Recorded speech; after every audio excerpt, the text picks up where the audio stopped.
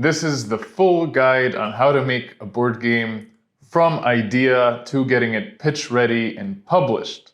My name is Ivan Alexiev. Over the past 7 years, I've been making board games, some of which have been published, some of which have gone on to Kickstarter. This workflow is what makes me confident when I take on a board game for a commission or I take on a client for consultation. I know that I can get the game to a fun place, to a finished place, to where it's playable. So what we're going to go through today is first ideation, generating ideas for your board game and how to brainstorm before you even have a prototype. Then we're going to talk about making that first prototype of your game, then your first playtest, then how to update your prototypes. I'll give you some general tips and tricks for iteration and playtesting. Then we'll move on to all of the things you need to pitch your game. So getting it pitch ready, what does it mean for a game to be pitch ready? And finally, how to pitch your game successfully.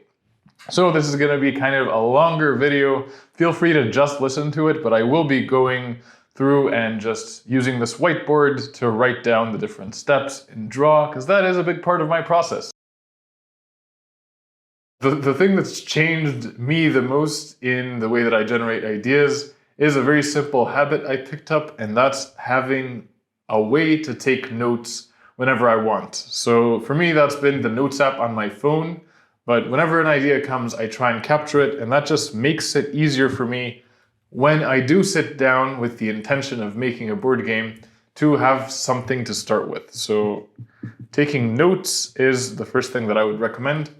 The second thing I'd say for generating ideas is try to actively generate them. I know a lot of people wait for ideas to happen. For me, that's never worked. And I feel like for a lot of people, the people who do end up wait for a pretty long time before they generate ideas. And it's kind of weird because, you know, an idea kind of comes from nowhere and you start with nothing.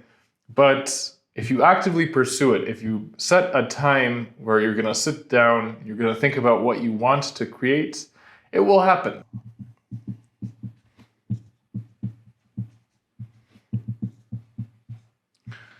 From the ideas that I have, I'm going to think about things like theme, mechanic, setting, or something that I like to do is a hybrid of two different ideas, and that could be two different games. That works really well for me. Like, what if Dune Imperium meets The Crew? And you kind of hypothetically go into it. Okay, what's it going to be? It's going to mean that Dune Imperium is a campaign game. And at each scenario, the rules are going to change a little bit. It's going to mean maybe it's cooperative. And starting with a hybrid idea, to me, it immediately generates more ideas. And it can be a hybrid of games. It can also be a hybrid of two different mechanics, two different themes. It could be a mix of a theme and a mechanic, or a setting and a mechanic. So hybrid, games, themes, all of those work really well for me. And then another way that I like to approach brainstorming is starting with the end in mind. And what I mean by that is start with what you want your players to experience when they play your game. So think about what's something that excites you. We want this game and this idea to be really exciting for you. We want it to be something that you want to work on. So just imagine the table, imagine people sitting around that table, and what's something that you would like to encounter? And I'm talking about feelings. So maybe what you want is you want a game where players feel stealthy. Maybe you want a game where players feel like they're in a noir movie. Maybe you want a game where players feel more and more powerful gradually. So if you start with that feeling, then you can kind of work backwards. Okay, what setting is going to make players feel this way?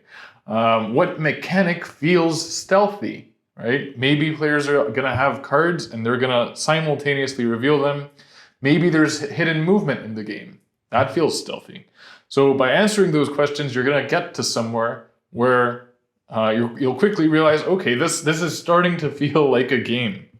So start with a feeling of the end goals, of the end of the process. What's the final game? What feeling is that going to get for people? That works really well for me as well.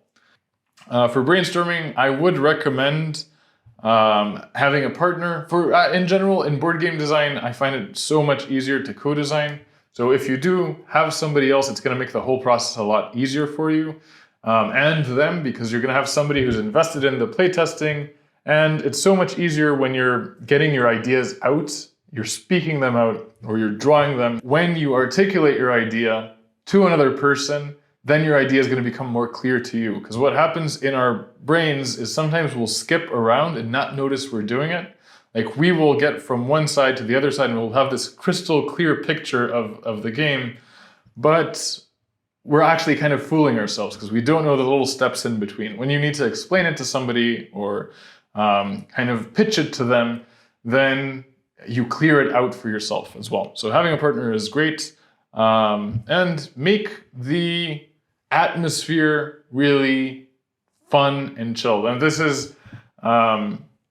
sounds a little bit silly, but I do think when you're trying to get something fun, it helps so much to be in a fun state of mind. I've heard this from the comedian Tom Segura, who says that he's found that he performs stand-up best when he is in a silly state of mind, when he's in a silly mood, so he tries to get himself in that mood. Well, for me, I found that getting into a fun state of mind, I'm having fun, is really helpful. I even have a co-designer who in our sessions, we work online, and in our sessions, he's always, you can tell that he's having fun. He's super high energy and bouncing ideas. One day he told me that he's actually, at the same time, while we're talking about mechanics, he's listening to music, and that just kind of gets him in the zone, which is something that doesn't work for me. I would get distracted, but for him, it works really well.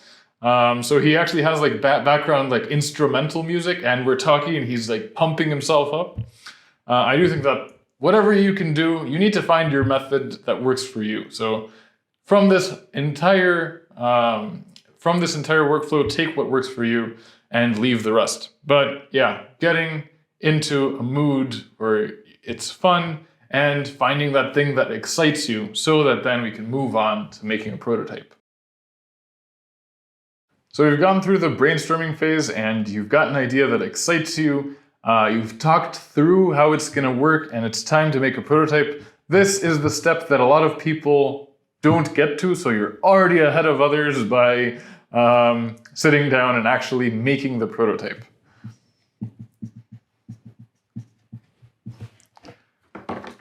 Okay, so I'll start it off with this general advice, which is don't overcomplicate it. Make your prototype simple. When you're making a prototype, it is completely normal after the brainstorm session for you not to have all the answers. You're not going to know how everything works. Things are going to come up. Just fill in the blanks as much as you can.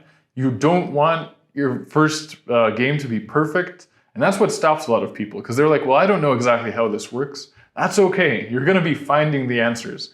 Like David Lynch, he has this really nice metaphor. He says that creativity and creating is like you being in a room and there being a door that is locked in this room. And on the other side of the door is a person with this full puzzle. And what happens is every once in a while, they're going to slide a puzzle piece to you. And at first, you're not going to know what it is. You're not going to know what the whole image is. You're not going to know where to put the puzzle piece. But as you keep getting those puzzle pieces, you'll realize, okay, this fits here, this fits here. So it's perfectly normal for you to not know exactly how this works. You just want to build a prototype so that you can playtest, so that you can start finding those answers and finding what's interesting, and things are going to change, and that is okay. So don't overcomplicate. That being said, this is a workflow video, so I'm going to share with you now how I make my prototypes. And it's perfectly fine for your first prototype to just use pencil and paper and make it with whatever means you have. I do recommend, though, a skill which is going to make you kind of grow, or you'll develop as a game designer, as you do the skill, and the other way around, you'll get better at this skill as you make more games, and that's graphic design. It doesn't need to be fancy, but knowing your way around a graphic design software is going to help you make prototypes and get your game digitized later with software like Tabletop Simulator. So being able to make your cards, to make your board in a simple manner, you don't need like fancy art. No, just functional graphic design is really important. So for graphic design, I use the Adobe software, which is a paid monthly subscription. There are a lot of other software you can use that are similar. So what I use is I use Photoshop a lot. And for cards and making like batch cards, I use InDesign plus Excel sheets. Now, I know a lot of people that use things like, I've seen people make prototypes from Paint. I've seen people use PowerPoint or Google Sheets. You can also use something that's very similar to Photoshop, but it's a one-time payment. It's not a monthly subscription, and that's Affinity. And then similar to InDesign and completely free is Nandeck, which again, you can use with an Excel sheet. And basically what you're gonna do is in the Excel sheet, you're gonna write all of your values. So like the name of the card, how many of the card there's gonna be, the abilities of the card, the stats of the card, all of that information is gonna go in an InDesign sheet. You're gonna connect it to your software, and then you're gonna do something called data merge, which is going to, you're gonna tell the software, I want the name column to go over here with this font this big. I want these images to be attached, and so on. And it's just gonna put them in all the cards, and it's gonna save you a ton of time so that you're not making each card one by one. You can ignore this for now. If this is your first prototype, just make it pencil and paper. But this is what I use and what makes my process a lot easier and what makes me be able to make prototypes in an hour or even less, and then get them up on Tabletop Simulator where I can test them digitally. Tabletop Simulator is an online physics simulator, which has a one-time cost of I think $20 or $10 if it's on sale. And it is the most useful tool you can get for game design. You can get your prototypes made in minutes. It's very simple to use. It's a little bit clunky, but everything in the game design space is a little bit clunky because it's not a huge thing. That being said, Tabletop Simulator, I've used it for all of my games. I've worked with people in all over the world. And it's amazing. You can playtest your game with anyone that also has Tabletop Simulator. You can prototype your game very quickly, and it is the tool for game design. There's not a lot that you can spend on in this hobby, like any other hobby. You get into it, and there's a lot of stuff you can buy. As a board game designer, there's not that much. Tabletop Simulator for me is a must. So you've got your first prototype. It is a simple little prototype. It could just be text on cards, pen and pencil, whatever you've made. And now it's time for your first playtest. So first of all, I want you to be calm. It's completely normal, again, for things to not be all clear yet. In your first playtest, you should be okay with being flexible. So that means making rules on the spot, changing them. If something doesn't work, just scrapping it, maybe trying out a new idea. And typically our first playtest many times is actually going to be 3 or 4 different iterations of rules. So we'll play something and maybe we'll realize, okay, well, if it's a game where we have cards and we have 5 cards in our hand and maybe there's a lot of information on the cards, we'll say, okay, that's too much. Let's cut it and make it into 2 cards, and you're choosing one of 2 cards. If maybe the game drags too long, you've planned for it to be till somebody reaches 15 points, but you're realizing, oh, well, I'm only scoring like 1 point every 3 turns. You can be like, okay, that's not going to be the end condition. Maybe the end condition will be when this deck runs out. And just change stuff on the spot. It's completely fine to do so, and you're gonna learn more about this game, and probably you're gonna find something that works. I really like in game design to just follow the excitement, follow those ideas that excite me. So during your first playtest, find the things that excite you in the game. Also, be ready to cut the test short. If you're playing it with other people, especially if you're playing with friends and family, and you see people aren't enjoying it, cut it short. Just say, okay, that's enough. I think I've got what I need. Let's stop here and I'll make some changes to it. Maybe I'll bring it out some other time.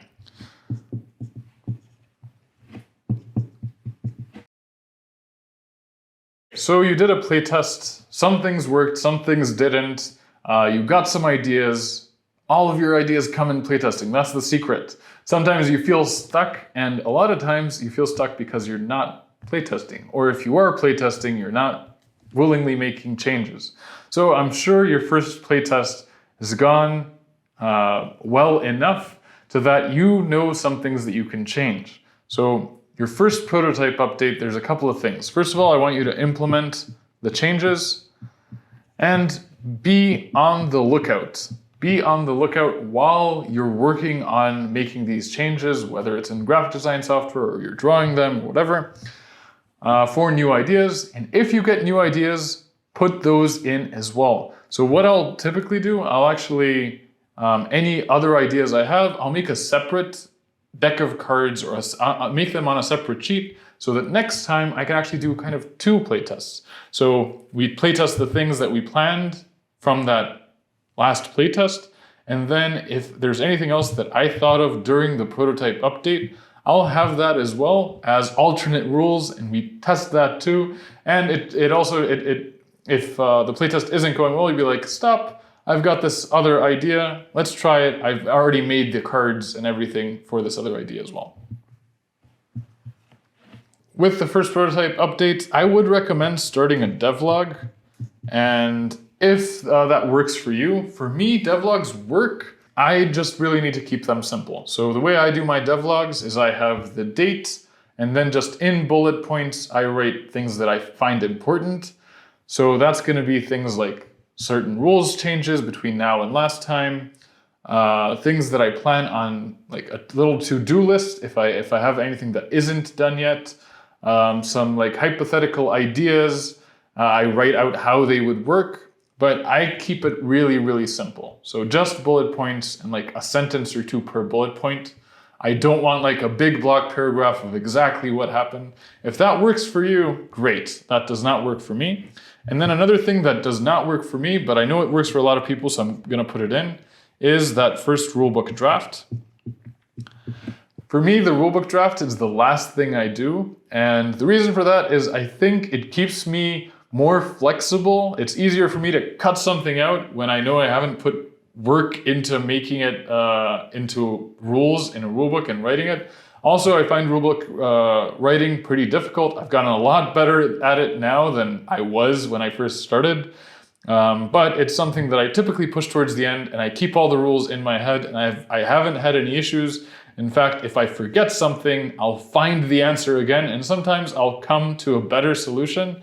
So I like to think of it as a bonus. I'm not sure if that's just not me excusing my laziness, but I do know that for a lot of people, writing a rulebook and keeping that rulebook up is how they get ideas. So the same way that I get ideas when implementing changes to graphic design, a lot of people will get ideas and will clear up what they're going for with the game when they actually write down rules. So if that's you, absolutely, you can start a rulebook. That's fine. If it's not you, don't worry about it at all.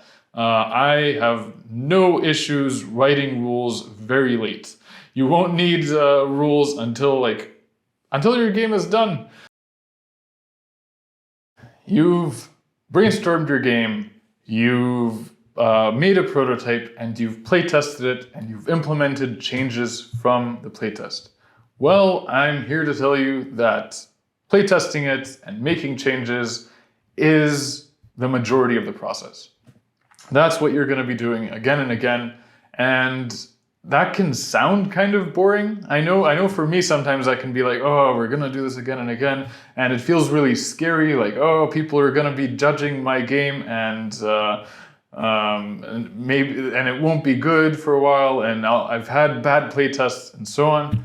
But I really, really hope that you can learn to love them, because I really look forward to playtests, even playtests that I know are not gonna go well, because I know there's something that isn't solved. But that's the reason you do playtesting. You go in with something that isn't finished, and that's where you're gonna generate ideas, that's where you're gonna generate solutions, that's where you're gonna find problems, which is probably even more important than generating solutions. So playtesting iteration, you're going to do it over and over. So that's why I want to give you some tips on how to do that, and stuff that's helped me in my experience as a game designer. So we've kind of talked about this, but be flexible. And here I want to add two things. I want to add kill darlings, which is, it's a classic bit of writing advice. But basically, if there's something you really love, but you suspect it's not good for the game, get rid of it. Don't be sentimental about things, because that's how you can get stuck, because you're like, well, I have all these things and nothing is working, but I don't want to change anything. Well, one really easy way to change things is by removing things. In fact, your job as a game designer is to make decisions. There's thousands of decisions that go into every single game. And the root of the word decision in Latin means to cut. That's the same place where incision comes from. So cutting things out of your game, saying no to things, right? Because when you decide something, you're saying no to everything else. That's one way to advance your game. The other way is kind of the opposite. So during playtesting and during iteration, I really like to add stuff. So adding components, mechanics, and so on, and seeing what they do. So very often you'll probably find that you put something in the game and that thing absolutely shouldn't stay in the game, but it's going to tell you about other stuff in the game, and you're going to find solutions just from looking at the game from a different angle with this different thing in place. Like, what if we have this King of the Hill mechanic here? The mechanic may not stay, but it might show you like a better way to have movement. It's just going to get you playing. Again, if you're in that playing state, in that fun sort of state of mind, I think you're going to get more ideas. And that's why I like to test things with something new, no matter how outrageous it seems. A little story that I like and that I think of often in this case is there's a folk tale about the axe soup. In some cultures it's called stone soup, but basically it's about this soldier who's going home from war. He's really hungry, he's just got his axe, and he passes by some village, and he goes and he knocks on a door of a stranger, and this old lady opens the door, and he says, "Hey, I'm really hungry, coming back from war. Could you spare some food?" And the lady says, "No, I'm sorry, I just go away."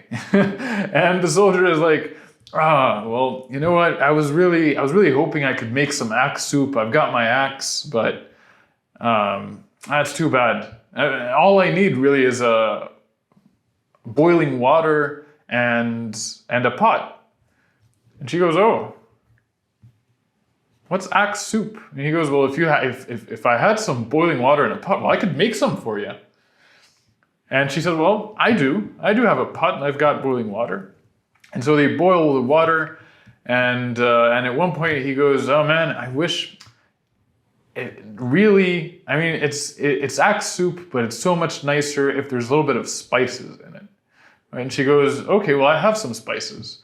And then a little bit later he goes, "Well, axe soup is nicer if there's some eggs." Like really the classic recipe is with eggs, and she gives him eggs and so on until he makes this soup with all these different ingredients that he takes away from this lady who apparently didn't have food, but in the end he takes his axe out and they have soup together. And that axe wasn't a necessary part of the soup, but it's what got that foot in the door for everything else to come. So sometimes you're going to add something in just so that you see your game from a different perspective and so that you get other ideas from it. The next little tip I have for you is do your best to not have your self-worth and your game's progress be intertwined. I know it can suck. It can really suck when you have a playtest and nobody has fun and you want this thing to work and you've worked so hard on it. But if you can change the script and not look at all whether the playtest went well or not, or as much as you can, look at other things like the fact that you did playtest, the fact that bad playtests also show you about the game. When it comes to negative feedback, take the negative feedback. Don't let it ruin your night. Don't let it ruin the way that you're feeling or have you immediately throwing out the idea. Just, it's normal to have bad playtests, and bad playtests are probably about as good playtests, you know? If you take away the lessons and all of that. Another piece of advice I have is that epiphanies are the best, aren't they? In game design, I feel like, to me, that's one of my reasons, because so often you'll have an epiphany of, yep, this is how this works. Yep, this is gonna work. This is gonna be fun. And then you can't wait to get it in the game and then go back and have your game. Epiphanies come during playtests. To me, that has been 90% of the time. That's when I have an epiphany. I wish I was one of those people that's just gonna be walking around and be like, this is how I fix the game. I'm not one of those people. I need to physically have everything in front of me and go through the game and have other people there. And that's when I'm gonna have the epiphany moment. I've talked with a lot of people, like game designers, who are struggling and who get stuck and they're like, my game is stuck, what do I do? And a lot of the time, being stuck is going to be fixed by doing a playtest. During playtest, you will see things that will pop out, you will have ideas. That's when ideas come to you, so just schedule in a playtest. All right, and my final piece of advice when it comes to playtesting and iteration is work on multiple projects. Start a second project so you can bounce between the two, and so that what you've learned in that first project, and maybe you do get really stuck, it's sometimes really nice to start with a new blank sheet of paper and have that exploratory feeling of, okay, this is something new. Let me apply the stuff that I've learned. Because I've seen people get stuck. They just get stuck. They see that their project isn't moving forward, and then instead of working on their project, they stop because they're like, this isn't perfect. This isn't working exactly the way that I want. And the way to fight perfectionism, I've found, is by having multiple projects and by calling the thing at 80% and continuing to the next thing with your newly acquired knowledge from the first thing, which you got to a good point, and finishing that and then going on to the next thing. And I just think that's a much better way for you to get the skill of becoming a better game designer. One of my favorite quotes, and I don't know who it's by, but I've heard it before, is you're designing two things. You're designing the game that you're working on, but more importantly, you're designing the designer. And you are working on yourself. And you, as the designer, are much more important than the game because you can design so many games. If you look at the board game hobby, any of your favorite designers on Board Game Geek, you'll realize they have like tens of games, and most of them make more than one game per year. If this was in video games, you'd need a team of 80 people to work on a game over years to get it done. With board games, it's so much easier in that the scope is much smaller. You have so much more, I mean, it's cardboard and writing on cardboard and icons, and you can, in this space, work on multiple projects and get multiple projects finished every year. So yeah, you don't need your first game to be a giant masterpiece. If it is, great. Absolutely great. When is your game pitch ready? You've done playtesting, you've done iteration. I decide that a game is pitch ready when I feel good about it, for one thing, when I'm getting positive feedback from my playtesters, and these are players who are in my target audience, and when I realize that we've generally had really good playtests and I haven't made many changes in between. So what you'll realize in playtesting and iterating is that in the beginning you'll be making a lot of changes, and like from one session to the next the game could be totally different in genre, in theme, in mechanics.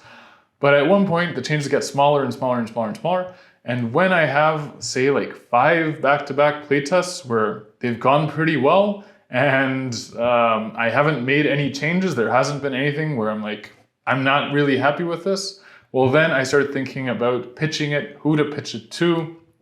But that's when I get my game what's called pitch ready. So what does pitch ready mean? To me, it means having 5 things ready, the 5 things that publishers will likely ask you for. One is the rulebook. And the rulebook should be understandable by another person, because publishers will also likely ask you for a physical prototype. And some publishers will ask for your rulebook to have been blind tested. Not a lot of publishers, but some, like Stonemaier Games for instance, require that you've playtested your game twice blindly. And the reason they ask for that is because you'll be sending them just a physical prototype of the game. You won't be there to explain it. So they want to make sure that they can actually learn the game from your rules. So having a blind test can really help you out with your rulebook. Although in most cases, the publisher is the one who is going to arrange blind tests later, and they're going to be rewriting your rulebook. So most publishers won't ask for a blind test. Just make sure that your game is understandable and easily understandable from the rules. Tested. All right, so to be pitch ready, you need a rulebook, a physical prototype, a sell sheet. So the sell sheet is the first thing you're likely going to send to any publisher. Most publishers require a sell sheet, or it's just a really easy way that you can send them an email and have a sell sheet attached. What a sell sheet is a letter size or A4 size sheet of paper where there's a picture of your game, a little description. There are bullet points which say like give you the mechanics, the components. What I really like in some sell sheets is when they give you a little kind of how to play. So on your turn, choose a card, play a card, take coins, having the hook of the game. And really your goal with the sell sheet is for a publisher to be able to look at it, and they'll likely be able to say, yes, this might be a good fit, or nope, that's not for us. In a lot of cases, they're going to say, nope, it's not for us. And that's completely fine. They know their audience and they know the games they've published so far. And a sell sheet is just a very easy way for them to look at it and just get that first impression. The next thing is a 1-minute video. I always make my videos 1 minute. Some publishers I know accept up to 3 minutes. Some say 3 to 5 minutes. But 1 minute to me is the best because first of all, just people's attention spans for 1 minute, it's much easier and you'll know that they'll watch the whole thing. Secondly, you just don't need to do as much work. Getting a 1 minute really tight video where you really highlight the hooks of your game, what makes your game special, is easier in a lot of ways than doing it in 5 minutes. You won't be rambling, you'll be to the point. I make my videos with a simple voiceover and footage of my tabletop simulator mod, but you can do it with whatever you have. You can use your physical prototype, you can just sit down and explain to a camera sort of what makes your game special, but just having a little video where the game is explained and people get a better idea about it. The fifth thing is something not all publishers will ask for, but I find it really good and a lot of publishers do ask for it, and that's a gameplay video. It's really easy to do if you've gone through a lot of playtesting. You playtest and record it. That's all. I do it online with OBS, which is a software that screen records. So I'll do it in Tabletop Simulator. I'll record us playing the game together with the other designer or with other players. And I'll send either one round of the game or I'll send a full game to the publisher. It depends on really the game length, because I don't want to send a 3-hour video to a publisher. So yeah, once you have these 5 things, then to me, your game is pitch ready. It's ready for the next phase, which is successfully finding the publisher for it and pitching it and hopefully signing a contract and getting your game in one of those boxes. Okay, it's time to pitch your game. How do you find the right publisher for it? That is the most important question, because you can have the most amazing game and it could be totally wrong for 99% of publishers. And that's typically the case. Publishers have their audience. They have what they're known for and they don't want to experiment too much. So you want to find the publisher that's going to do the best job for your game. It's a two-way thing. You're looking for the right publisher. Publishers are looking for the right game. And how do you find them? So there are quite a few ways. One would be going to conventions, networking, events. Like at conventions, they have speed dating events, which are great. I haven't personally been to one, but I know a lot of designers who have successfully pitched their games there. A speed dating event is basically you're going to sit down at a table and along with a lot of other designers with their games, and publishers will be going from table to table and you'll be pitching it to them. You'll show them a little bit of the game, and then at the end, they'll let people know if they like their game and if they want to meet again and work together. So conventions are great. For me, most of the games that I've ever signed and pitched successfully has been from knowing the publisher. That's either from a convention or we've worked together because I work as a developer. I've helped them to develop another game. But just meeting face to face, even if your game isn't right for them when you do pitch it, the next time you pitch, well, they'll know your name. They'll recognize you. If you did a good job with your materials, they'll know you as somebody who does a good job. You want publishers to talk to each other about how great your pitch was and how great your game is, and oh, you should see that guy. Because very often they will recommend games to other publishers who they think are a good fit for those games. So this is one way of pitching. The other way of pitching is online. And online you can also arrange for meetings at conventions, because conventions are pretty busy. So sometimes you do need to reach out in advance and schedule in meetings. But how do you find publishers online? Well, there are 2 websites I use. One of them is called Cardboard Edison Compendium. If you write that on Google, you will find it. It's a one-time cost of $35, I believe, or if you're a member of their Patreon, you get access for the duration of which you're a member. The other one I recently found, and it's by a friend of mine, Chris Bucky. It's called Tabletop Publishers, the Dossier. I'll have these linked in the description, but basically what these are their databases of publishers. So you've got several hundred different publishers in alphabetical order, and along with each is their preferred contact. So they'll have an email or they'll have their submission form, and there'll be a little bit of information about them. So they'll tell you they're looking for heavy games, they're looking for midweight games, they're looking for fantasy-themed games, and so on.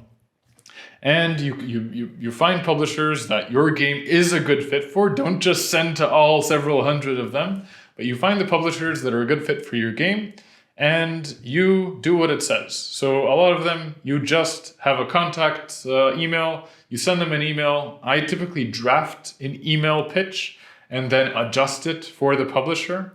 And I tell them why I believe it would be a good fit. And in the email, I'll have the sell sheet, I'll have the 1-minute pitch, and I'll let them know if they want to arrange a meeting. I can show it to them online through Tabletop Simulator and so on. Be polite, be a nice person. In general, whatever you're doing, being kind is going to help you out. So you find publishers and you send them emails, you submit forms, and they will start getting back to you at some point. A lot of publishers get back to you really quick. For some, it might be months before they even just send you a rejection. So what I typically do is I have a spreadsheet where I write down all of the publishers that I've sent an email to. And if they've sent an email back, if they require something, I just write down so that I know kind of what the situation is. And because I don't want to be sending multiple emails to the same publisher. I just want to know that if you're on that list, I've already sent to you, so I'm not going to send it again. And then once a publisher approves and wants to meet, you're going to meet with them, you're going to show them your game, they're going to tell you, let's sign it, and you are going to sign a contract. And that is where this guide is going to finish. So thank you so much for watching. I know this was a longer video. Hopefully you found some use in it, and hopefully you're gonna do a good job of making a game. Let me know if you have any questions in the comments. I'm happy to answer them. Thank you so much for watching. Goodbye.